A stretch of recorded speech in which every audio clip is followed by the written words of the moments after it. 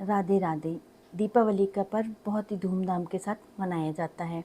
दीपावली पे लक्ष्मी और गणेश जी की पूजा का विशेष महत्व है। इस दिन लोग माता लक्ष्मी और भगवान गणेश जी की प्रतिमा का पूजा करते हैं ताकि घर में सुख समृद्धि और शांति बनी रहे। लेकिन एक सवाल ये भी उठता है कि दिवाली पूजन के बाद लक्ष्मी गणेश जी की मूर्ति का क्या करना चाहिए।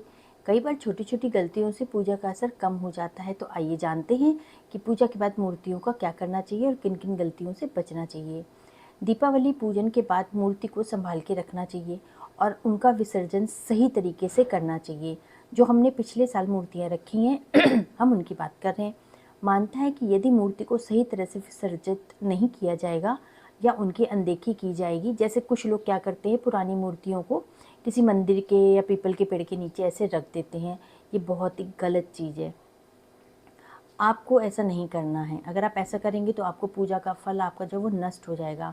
इसलिए ये जानना महत्वपूर्ण है कि पूजा के बाद लक्ष्मी माता और गणेश जी की मूर्ति का क्या करना चाहिए ताकि पूजा का फल बना रहे और नकारात्मक ऊर्जा से बचे रहें।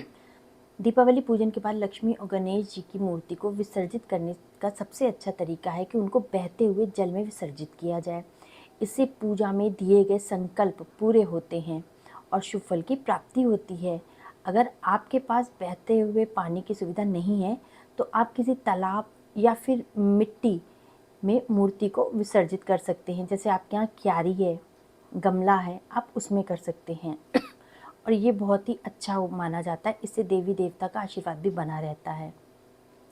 हमको कुछ बातों का विशेष ध्यान रखना बहुत ही आवश्यक होता है। मूर्ति को सम्मानपूर्वक विसर्जित करने के बाद हमको विसर्जन से पहले मूर्ति को अच्छी तरह से साफ करके फिर विसर्जन करना चाहिए। घर में किसी भी तरह के शांत और साफ स्थान पर विसर्जन कर सकते हैं। जैसे पानी का अगर स्रोत नहीं, आपके आसपास बहता हुआ पानी नहीं है, तो घर में ही आप मूर्ति को किसी सुरक्षित और पवित्र स्थान पर विसर्जित कर सकते हैं। पूजा की जो भी सामग्री होती है उसको आप फूल, प्रसाद और अन्य सामग्री को, सुपारी चढ़ाते हैं, जो भी चीज़ें हम चढ़ाते हैं पूजा में, उन सबको हमको बहते हुए पानी में या फिर मिट्टी में ही दबा देना चाहिए।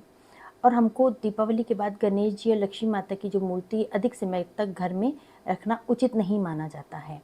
इसका पूजा का फल नष्ट हो जाता है। इसलिए इसको जल्द से जल्द हमको विसर्जित कर देना चाहिए।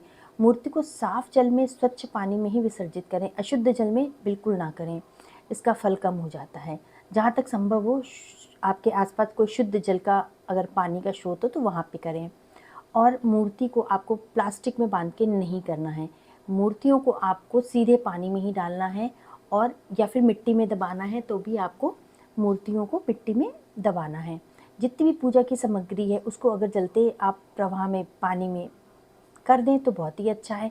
नहीं तो अपने घर में ही आप किसी गमले में मिट्टी में सारा सामान दबा दें और उसको शुद्ध तरीके से रखें। वहाँ पे किसी भी तरीके का गलत पानी या फिर गंदे हाथों से वहाँ इस्तेमाल ना होता हो, इस बात का ध्यान रखें।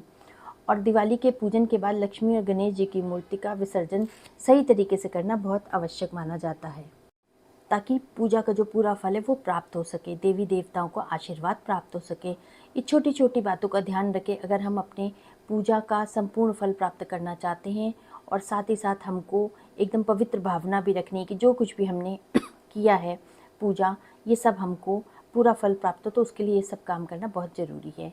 एक चीज़ का ध्यान रखें कि मूर्ति विसर्जन के बाद अपने घर और मन को एकदम साफ रखें, शुद्ध रखें। इससे देवी माँ की, लक्ष्मी माता की कृपा, आशीर्वाद हमेशा बना रहता है। माता रानी का नाम लेकर के आप सारा काम करिए, आपकी पूजा सफल होगी। जय हो।